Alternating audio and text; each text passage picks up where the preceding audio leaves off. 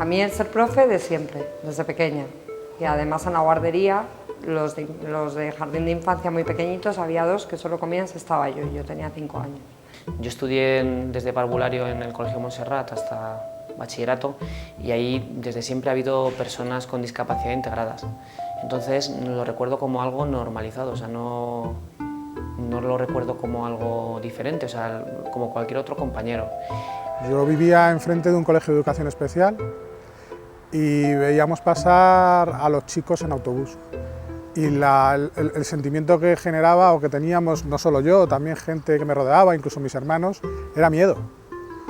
Ver pasar unas personas en un autobús con movimientos extraños y que les metían en ese colegio, debía ser algo peligroso, porque claro, no iban por la calle, no había contacto.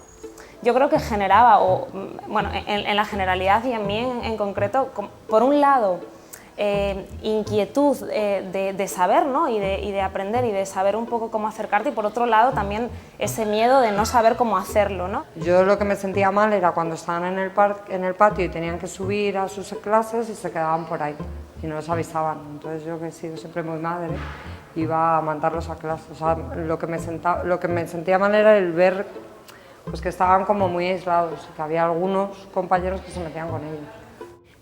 Pasó un tiempo en la universidad y en el trabajo que me desconecté totalmente de este mundo, ¿no?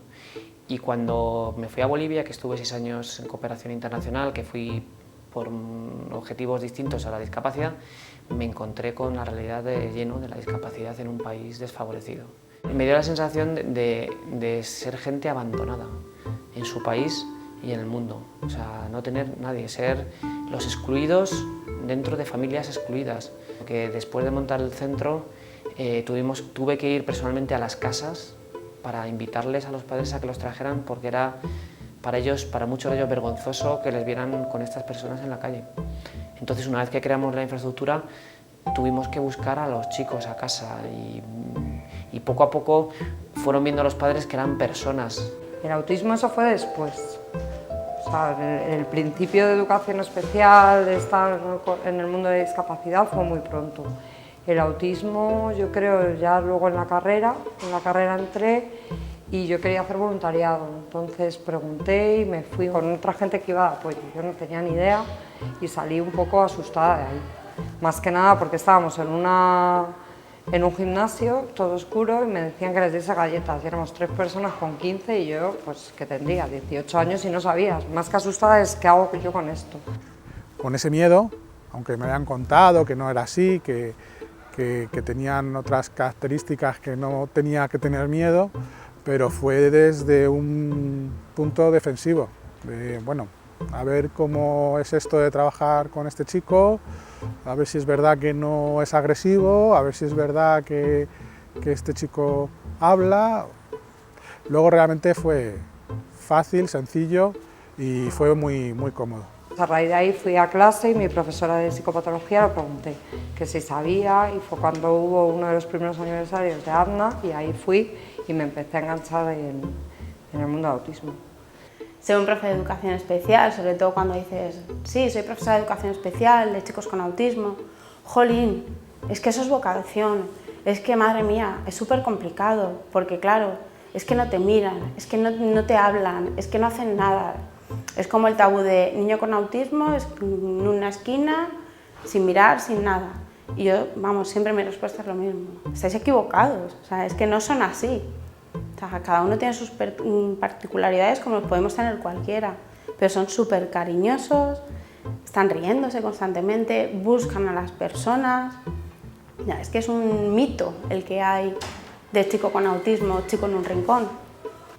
Yo creo que mucha, digamos, pena o lástima, o gente que piensa, pobrecitos, hay que cuidarles, y sin pensar en no vamos a cuidarles, vamos a formarles para que se cuiden solos. Yo siempre me quejo, mi crítica siempre en los cursos, en los másters, es que siempre te los dan para personas entre comillas normales y luego te dicen, adáptalo para la persona con discapacidad. Entonces yo creo que tendría que ser al revés. Si todos supiésemos tratar a las personas con discapacidad, cuando luego nos encontramos a un niño normal, nos resulta o sea, sería todo mucho más fácil. Tú puedes ser un profesor de educación infantil, de educación primaria, Y sí, ves que tus chicos van aprendiendo y demás, aprenden a leer, aprenden a sumar, pero es que aquí también. Y es mucho más gratificante. Recibes más de lo que das y aprendes todo el tiempo. O sea, creo que es una oportunidad de aprender a lo grande.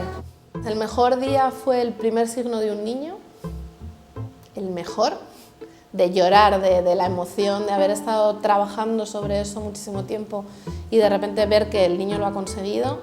El empezar a enseñar el primer signo, el ver que se empiezan a comunicar contigo, que rabietas o personas con grandes problemas de conducta de repente empiezan a disminuir, que vamos, de repente, que es mucho tiempo. Hay circunstancias en las que tú no le llegas a él o no sabes cómo conseguir entender lo que le pasa y sufres o te dificulta esa sensación de lo estará pasando mal y no sé realmente lo que pasa y no sé cómo le puedo ayudar. Creo que también es un colectivo que satura en momentos determinados. Yo he hecho parones a lo largo de mi carrera, o sea, he estado 10 años, pero no han sido 10 años continuados. No, no es fácil. Y hay días que regalabas a todos los niños con el lazo y te ibas a tu casa.